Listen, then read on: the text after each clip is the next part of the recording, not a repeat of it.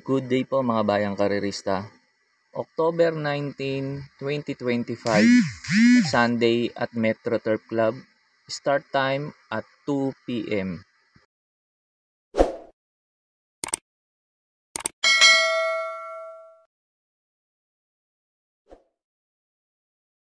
Start na po tayo, race number 1. Numero 6, Uno Magnifico. Ito para po sa akin. Dito sa race number 1, lamang na lamang po sa akin to. Kaya sosoloyin ko po dito to numero 6. Uno Magnifico. Maganda position niya, last to enter. Tingin ko naman hindi na maiiwan to sa largaan o maiipit. Last run nito, yung mga previous run, naiiwan sa largaan. Tingin ko kung maiiwan to, hindi ganun kalayo. Kaya tingin ko, patok dito to numero 6, Uno Magnifico. Tingin ko makakasabay kaagad to kala Mount Citadel, Sterling Pound sa unahan.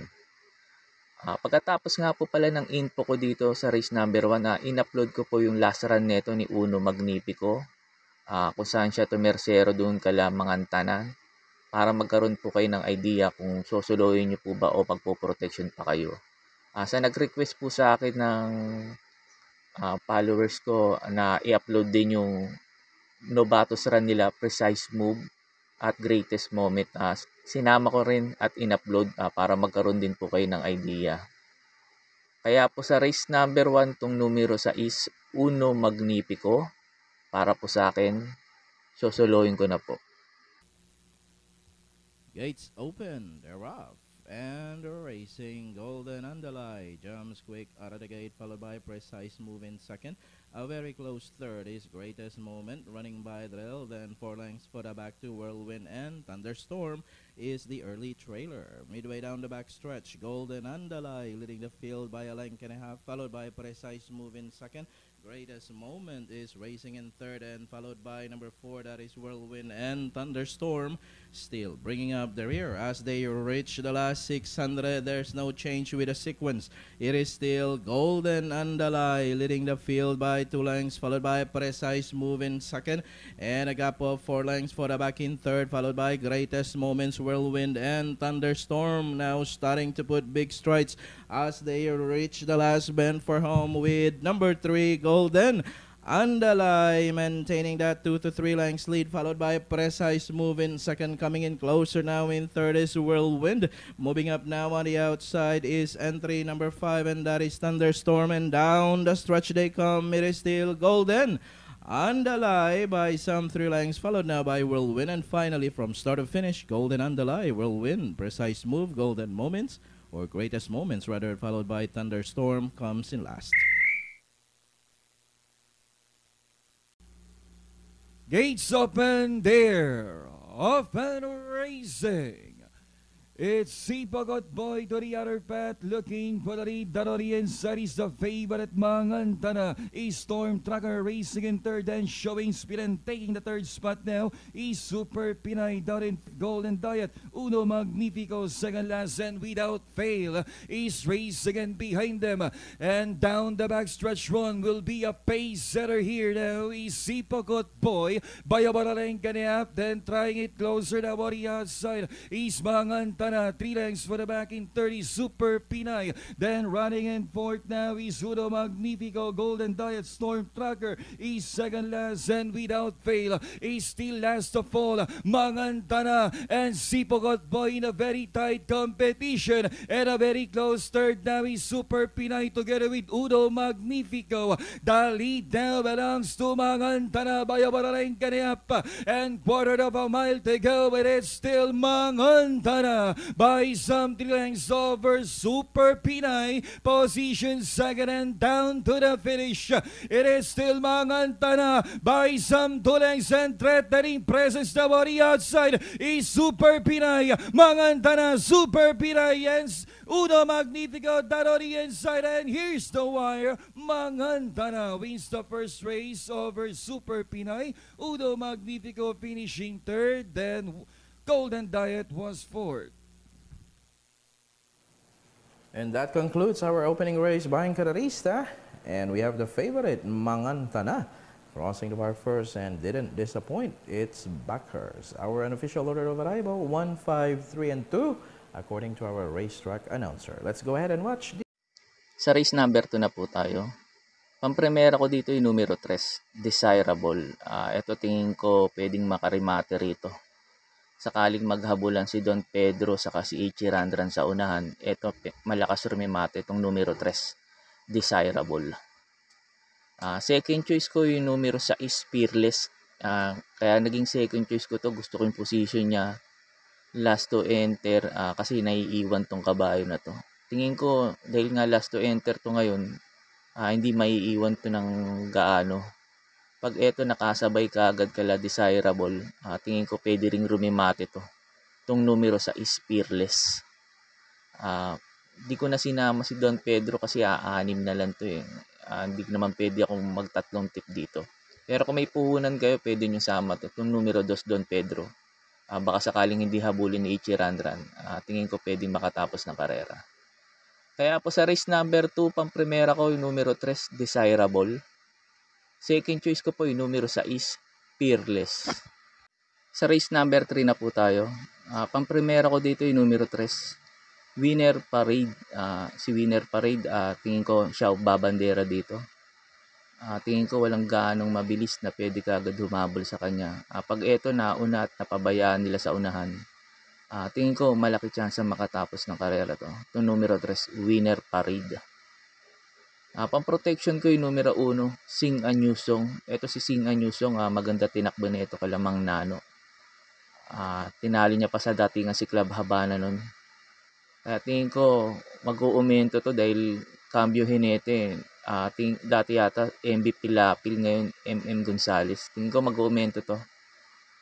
Tingin ko ito pwedeng umupset kay Winner Parade. Itong numero 1, Sing a New Song. Kaya po sa race number 3, pampremera ko po yung numero 3, Winner Parade. Second choice ko po yung numero 1, Sing a New Song. Sa race number 4 na po tayo. Pampremera ko dito yung numero 5, Hey Jojo. Kaya ginawa kong pampremera to, baka maghabulan sa unahan si Sabel saka si Bride 3. Papabor dito sa numero 5, Hey Jojo. Kaya pang first choice ko to yung numero 5, Hey Jojo. Second choice ko na rin po yung numero 7, Bride 3. Gusto ko position niya last to enter, sakaling mauna at hindi habulin ni Isabel. Tingin ko malaki chance ang makatapos ng karera to, itong numero 7, Bride 3. Third choice ko na rin po yung numero 4, Sabel. Ito naman si Sabel, kaya ginawa kong third choice. Maganda tinakbo nito last run kala Dream Girl. Halos bumabalik pa siya kay Dream Girl nun. Ito sakali namang mauna din to at hindi mauna si Bride 3. Tingin ko ito pwede rin makatapos ng karera to, numero 4, Sabel. Kaya po sa race number 4, pampremera ko po yung numero 5, Hey Jojo. Second choice ko po yung numero 7, Bride 3. Pangdihado ko po yung numero 4, Sabel. Sa race number 5 na po tayo. Pampremera ko dito yung numero 3, Asik Falls. Ito si Asik Falls, pwede namang isabay lang to. Tingin ko pwedeng makinabang dito to. Ito numero 3, Asik Falls, sakali maghabulan sila Bonnie Avenue, Bright Mind, Professor Jones. Tingin ko papabor dito sa numero 3, Asik Falls. Second choice ko po yung numero 2, You Never Know. Ito si You Never Know na tulad nakikita kong matibay na pwedeng rumimate rito. Kumpara kay 7 of Diamonds, mas malakas rumimate to at nakakasabay din kaagad. Third choice ko po yung numero 6, Professor Jones. Ito si Professor Jones, pwede namang iuna to at pwede rin namang isunod lang. Maganda pa position niya, nasa labas last to enter. Tingin ko pwedeng makasabay kaagad to kala Bright Mind at Bonnie Avenue. Tingin ko may panalo to numero 6, Professor Jones dito. Kaya po sa race number 5, pampremera ko po yung numero 3, Asik Falls. Second choice ko po yung numero 2, You Never Know. Third choice ko po pandihado yung numero 6, Professor Jones. Sa race number 6 na po tayo. Pampremera ko dito yung numero 2, Primavera. Ito si Primavera, last run maganda na tinakbo na ito. Kanila high intensity, pumang 5 to. Tinalo niya sa datingan si title holder. Kaya tingin ko malaki chance na ito manalo ngayon ito numero 2 Primavera. Second choice ko po yung numero 3 title holder. Ito si title holder, naging problema lang nito last run, hindi maganda sa lida. Pag ito maganda si Nalida at nakasabay kaagad kay Grand Jackpot sa unahan, tingin ko malaki chance rin itong manalo dito. Ito numero 3 title holder. Kung may puhunan pa kayo, pwede nyo sama yung numero 4 Grand Jackpot. Wala kasi ako nakikitang ganong mabilis na pwedeng humabol sa kanya. Baka mapabayaan. Tingin ko may panalo rin to dito. Hindi ko lang sinama kasi aanim lang to. Kaya po sa race number 6, pang-primera ko po yung numero 2 Primavera. Second choice ko po yung numero 3 title holder. Sa last race na po tayo, sa race number 7. Bago nga po ulit po ako magbigay ng info ko dito sa last race, makikiusap po ulit po sana ako sa inyo na sana po mag-subscribe po kayo sa YouTube channel ko at pakitap na rin po yung notification bell para updated kayo tuwing mag-upload ako ng mga infos at videos ko po dito. Arnel Racing Tips, maraming salamat po. Sa last race na po tayo, sa race number 7. Pang-primera ko dito yung numero 8, Badabing. Ito pwede rin soloin to numero 8, Badabing dito. Yun nga lang paratingan, baka mag-ayawan, kaya nag-protection lang ako. Pero kung isahan, pwedeng paninggal to numero 8, Badabing. Tingin ko aabangan niya lang si My Lollipop o kaya si Doña Teresita kung sino mauna rito sa dalawa. Pero pag laban to at meron to, tingin ko wala na rin pauunahin to yung numero 8 yung Badabing kasi mabilis din tong kabayo na to. Second choice ko po yung numero 1 Stand in Faith. Sakaling hindi maganda itakbo ni Badabing at iayaw, ito pwede pang protection itong numero 1 Stand in Faith. Pero kung may mga kursonada pa kayong dihado dito sa last race, idagdag nyo na lang kasi paratingan to. Kaya po sa race number 7, numero 8, pwedeng singilin, Badabing. Pang-protection ko po yung numero 1, Stand in Faith. Yun lang po, and good luck and happy racing po mga bayang karerista. Pagkatapos nga po pala neto yung mga pa-shoutout nyo po. May pa-shoutout po si Sir Legendary Race Caller, JR Cabansaga. Pinapa-shoutout niya si Arthur Likwanan.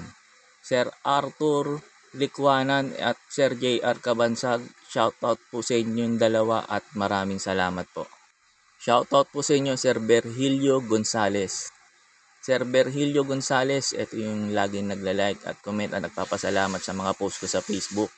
Pasensya na at di ako nakakapag-upload ng mga tips kasi nagkaroon akong violation sa Facebook. Sir Berhilio Gonzales, shoutout po sa iyo at maraming salamat po.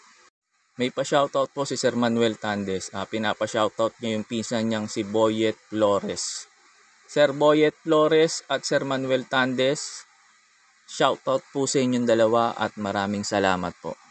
Shoutout po sa inyo, Sir Rolando Vicente. Sir Rolando Vicente, shoutout po sa iyo at maraming salamat po. May pa-shoutout po si Sir Anselmo. Pinapa-shoutout niya si Toto, Emoy, Maghopoy sa Quezon City. Shoutout po sa inyo, sir, at God bless. At Sir Anselmo, shoutout din sa iyo at maraming salamat po. Shoutout po sa inyo, Madam Jesusa Bella. Madam Jesusa Bella, shoutout po sa iyo at maraming salamat po. Shoutout po sa inyo, Sir Del Monte Javier from Caloocan. Sir Del Monte Javier from Caloocan, shoutout po sa iyo at maraming salamat po.